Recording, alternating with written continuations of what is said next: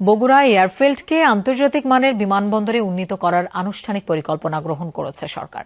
একই সাথে এখানে বিমান বাহিনীর একটি পূর্ণাঙ্গ ঘাঁটি স্থাপন এবং পাইলট তৈরির জন্য একটি ফ্লাইং একাডেমি প্রতিষ্ঠার ঘোষণা দেওয়া হয়েছে।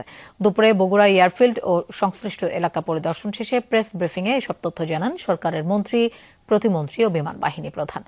এলজিআরডি প্রতিমন্ত্রী মীর শাহে আলম জানান, ৯০ দশকে বেগম খালেদা জিয়া বগুড়া বিমানবন্দর চালুর কাজ শুরু করলেও দীর্ঘ সময়ে তা চালু হয়নি।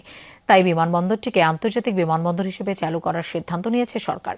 এছাড়া একটি আধুনিক বিমান ঘাঁটি স্থাপনের অনুমোদনও দেওয়া হয়েছে। দ্রুত এই কাজও শুরু হবে। পাশাপাশি ফ্লাইং প্রশিক্ষণের জন্য আধুনিক প্রশিক্ষণ কেন্দ্র স্থাপন হবে এই জেলায়।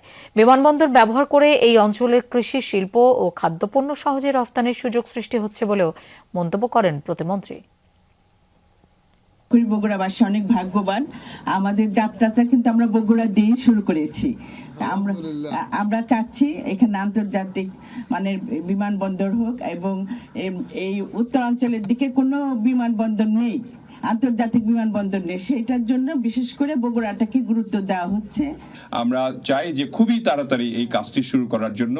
আমরা কোনো লেংদি প্রসেসে যাব না, যেহেতু এখানে ফ্লাইং ইনস্টিটিউট হচ্ছে একটা। বিমান বাহিনীর প্রধান ইতিমধ্যেই ঘোষণা দিয়েছেন বা বলেছেন যে এটি ইতিমধ্যেই উত্তর অঞ্চলের মধ্যে রংপুর এবং রাজশাহী বিভাগ মিলে প্রথম বিমান বাহিনীর বিমান ঘাঁটিতে ইতিমধ্যেই রূপান্তরিত হয়েছে এবং এটা অনুমোদন হয়েছে।